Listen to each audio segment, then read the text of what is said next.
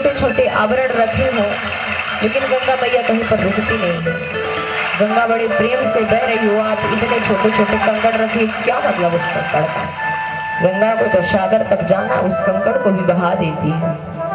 जहां पर बड़ी चट्टान आई तो गंगा मैया दूसरे जगह से अपना रास्ता ले लेती है, लेकिन धारा उनकी रुकती नहीं है। आपने कभी गंगा की धारा को रुकते देखा? हमने तो कभी नहीं देखा, ना ही सुना। हमने तो यहाँ तक सुना है कि जैसे गंगा मैया का इधर का घाट है और जितनी भी उनकी चौड़ाई है उतने में गंगा मैया बह रही हैं। तो ऐसा लोग कहते हैं कि अगर हम इस घाट में हैं तो हम बीच से गंगा को पार करके कभी उस घाट तक नहीं पहुंच पाते। इतनी गंगा मैया में महिमा है कि वो कोई भी प्राणी बीच से गंगा मैया को पार करके इस घाट से उस घाट तक नहीं जा पाता। बीच में उसका राम नाम सुप्त हो जाता अगर वह कभी अभिमानवश गंगा को पार करने की चेष्टा भी करे तो गंगा मैया बड़े सुंदर वेग से बहती है, वो कहीं पर नहीं रुकती। उनका जो स्थान है वो है सागर पर समाहित होना। जो छोटे कंकड़ आए चाहे बड़े कंकड़ आए, कहीं पर रुकती नहीं। उसी तरह ब्रज की गोपियां हैं। रोकने का बड़ा प्रयास किया इनके घर वालों ने, सास ने, ससुर ने, पति ने बड़ी उलाहना दी, बड़ा कष्ट दिया, लेकिन गोपियाओं के मन में जो भगवान के प्रति प्रेम था, वो प्रेम अपने प्रियतम को लेकर के, अपने प्रेमास्पद को लेकर के, वह जो अन्य प्रेम था, वह प्रेम की धारा कम नहीं हुई गोपियों की। वह बड़े प्रेम बड़े भाव के साथ उस बांसुरी की धुन को सुन करके वहां पर आ जाती हैं। और जिन गोपियों के घर वाले थोड़ा ज्यादा कड़क स्वभाव के थे, उन्होंने गोपी को एक कमरे पर बंद कर दिया, ताला मार दिया। ताला मार दिया तो गोपी बेचारी अब बंधन में बंध गई, कैसे जाए। लेकिन फिर भी वह गोपी अपने मन को परमेश्वर से जोड़ दी और वह शारीरिक तौर पर तो उस बंद कमरे पे रह गई, लेकिन जो उसका मन था वो भगवान के चरणारविंदों पर लग गया। जब गोपियां पहुंची तो भगवान ने कहा, आओ आओ देवियों, पधारो पधारो। कैसे आना हुआ? स्वागतम वो महाभागः, स्वागत है आपका, पधारिए पधारिए देवियों पधारिए। अरे गोपियों ने सोचा, वाह वाह, भगवान लगता है बड़े खुश हैं, बड़ा प्रेम से स्वागत कर रहे हैं। आज लगता है भगवान हमको वह रास प्रदान ही कर देंगे जिस रास का भगवान ने हमको संकेत किया था। गोपियां मन में अत्यधिक प्रसन्न हो जाती है, लेकिन जैसे ही गोपियां प्रसन्न होती वैसे ही भगवान कहते हैं, प्रियम किम कारवाणी। कहते हैं, अरे आइए आइए गोपियों, आपका स्वागत है। और स्वागत होने के बाद क्या कहते हैं कि किस कारण से आप यहाँ पर आए? जैसे ही कहा किस कारण से, गोपियों ने कहा, हे भगवान, इतना हमने पूजा किया तब तो जाके आज की रात का संकेत किया था, फिर इतनी प्रार्थना करी तब जाके कहीं बेड़ू बजाया और इतनी सुंदर बांसुरी बजाई, और जब हम आए हैं तो पहले तो स्वागत किया, फिर पूछते किस कारण से आना हुआ। हम किसी को निमंत्रण दे, अतिथि बुलाएं, जैसे यहाँ पर कथा हो रही है, कोई अतिथि जी महाराज आए, उनसे मुख्य जवान जी पूछ ले कि बताइए बताइए किस कारण आना हुआ, तब तो सिर में हाथ रख के कहे, हे भगवान, कथा का निमंत्रण दिया, आए हैं तो पूछते किस कारण आना हुआ। तब गोपियां भी सोचती, बताओ, बेड़ू बजा करके, बांसुरी बजा करके निमंत्रण दिया, वो कहते किस कारण आना हुआ।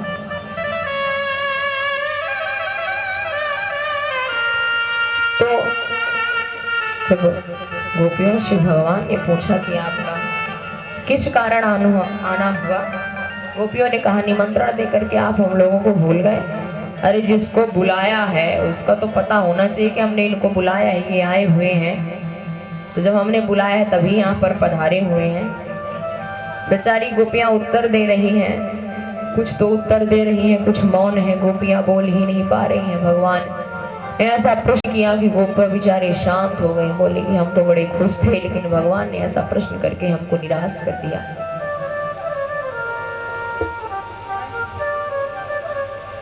फिर थोड़ी देर में भगवान स्वयं ही कहते, अच्छा अच्छा समझ गए, आज शरद पूर्णिमा की रात है और बहुत सुंदर चांदनी छिटक रही है, बहुत सुंदर चांदनी छिटक रही है, तो तुम लोग इस चांदनी को देखने आई हो क्या? ठीक है, चांदनी को देखो, लेकिन ज्यादा रात तक यहाँ रही हो मत। तुम्हारे पति हैं, घर में बच्चे हैं, घर वाले तुमको ढूंढने लगेंगे, ज्यादा रात्रि तक यहाँ रहना मत। चांदनी को देखो और थोड़ी देर में चांदनी देखकर यहाँ से निकल जाना। अरे गोपियों ने कहा, वाह कन्हैया, हम यहाँ पर चांदनी देखने नहीं आए हैं। तो बोले तो फिर क्या करने आई हो? चांदनी देखने नहीं आई तो? बोले कि यहाँ इतने जंगल में हिंसक पशु रहते हैं, चांदनी देखने नहीं आए तो क्या हिंसक पशुओं की बलि बनने आई हो क्या? अरे थोड़ा तो सोचो अपने बारे में, ना सही अपने छोटे छोटे बच्चों के बारे में सोचो। खास हमसे लड़ाई हो गई क्या जो अपनी जान देने यहाँ चली आई रात्रि में? गोपिकाओं ने कहा कि नहीं लाला, हमारी लड़ाई नहीं हुई पति से हमारे। बोले सास ससुर से लड़ाई हो गई जो रात में घर छोड़ के भागे। बोले अरे किसी से लड़ाई नहीं हुई। तो बोले जब ना लड़ाई हुई, ना हिंसक पशुओं की बलि बनना, ना जान देने आई, ना रात्रि देखने आई, तो यहाँ क्या करने आई हो? गोपियाओं ने कहा, आप कन्हैया तुम्ही ने तो बड़ी प्यारी बांसुरी बजाई, तुम्हारी बांसुरी की धुन सुन करके हम यहाँ चले आए। कन्हैया ने कही, अरे वाह वाह वाह वाह, कोई बात बनाना तो तुमसे सीखे, हमने बांसुरी क्या तुम लोगों के लिए बजाई? तो बांसुरी बजाना मेरा काम है, मैं हूं नंद का वाला लाला, बांसुरी मैं बचपन से बजाता हूँ, सो मैं बांसुरी बजा रहा हूँ। मेरे को रात्रि अच्छी लगी, मैं बैठ के, मैंने कहीं तुमको बांसुरी में नाम ले लेकर के पुकारा है क्या कि आओ ललिता, आओ विशाखा, आओ चंपक लता, आओ बैठो, मैं बांसुरी बजा रहा हूँ, तुम आकर के सुनो। मैंने तो किसी को निमंत्रण दी नहीं।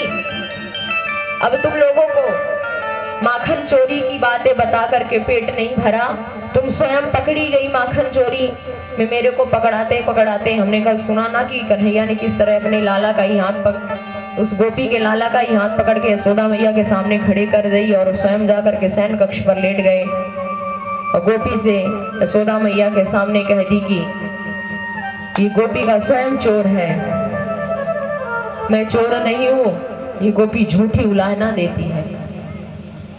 तब भगवान ने वहां पर गोपी से कहा कि क्यों गोपी तुम माखन चोरी की लीला में हार गई, मुझे नहीं फंसा पाई, तो अब क्या ये भी उलाहना लगवाओगी कि रात में नंद का छोरा दरवाजा खटखटा करके बुलाता है?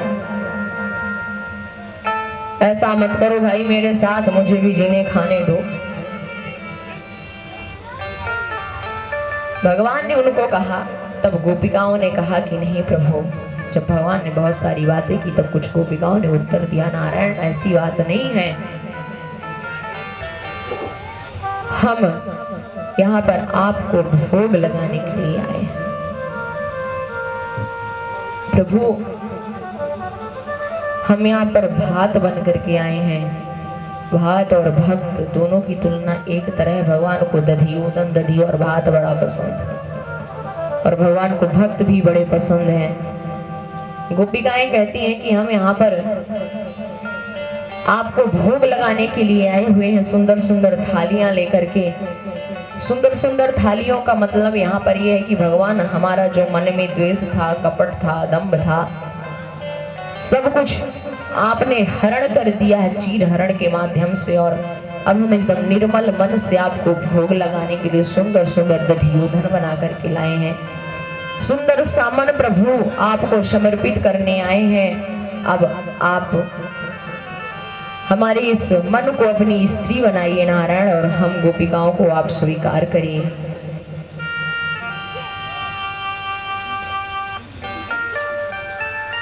गोपिकाओं ने बहुत सुंदर भगवान से जब बातें कही तब भगवान ने कहा कि चलो ठीक है, लेकिन भगवान ने कहा कि सुनो गोपिकाओं, तुम हमसे बड़ा प्रेम करती हो, सही बात है, लेकिन यह जो प्रेम है ना, यह दूर से ही अच्छा होता है। अगर नजदीक से ज्यादा प्रेम करो तो प्रेमी के प्रति हमको दोष दिखाई देने लगते हैं, और जब दोष दिखाई देने लगे प्रेमी के प्रति तो कुछ मतलब नहीं रहता प्रेम का। इसलिए दूर से ही प्रेम करो, ज्यादा नजदीक आने की जरूरत नहीं है। ठीक है, तुम बांसुरी की धुन सुन करके आई हो, बैठो और मैं बांसुरी बजाता हूँ। जब तक बांसुरी सुनना है तब तक सुनो, लेकिन समय से बांसुरी सुन करके अपने घर को प्रस्थान करो। लोक लाज की थोड़ा सा मान मर्यादा की भी बात समझो। रात्रि के समय स्त्रियों को घर से बाहर नहीं निकलना चाहिए। भगवान बहुत उपदेश देने लगे। गोपियां कहती कि देखो कन्हैया, बहुत उपदेश की बातें हमसे ना करो। क्यों? क्योंकि तुम भी हो नंद के छोरा और हम भी हैं ब्रज की गवार। अब गवार है हम, हमारे सामने उपदेश का कोई प्रभाव नहीं पड़ने वाला है। उपदेश उसको सुनाया जाता है जिसको उपदेश का प्रभाव पड़ने वाला, और हम पर उपदेश का कोई प्रभाव पड़ने वाला नहीं है। और तुम तो स्वयं नंद के छोरा हो, अहीर हो, और तुमको उपदेश देना शोभा नहीं लग रहा है। इसलिए ना तुम उपदेश दो ना हम उपदेश सुने। हम यहाँ पर उपदेश सुनने नहीं, यहाँ पर रास करने के लिए आए हुए।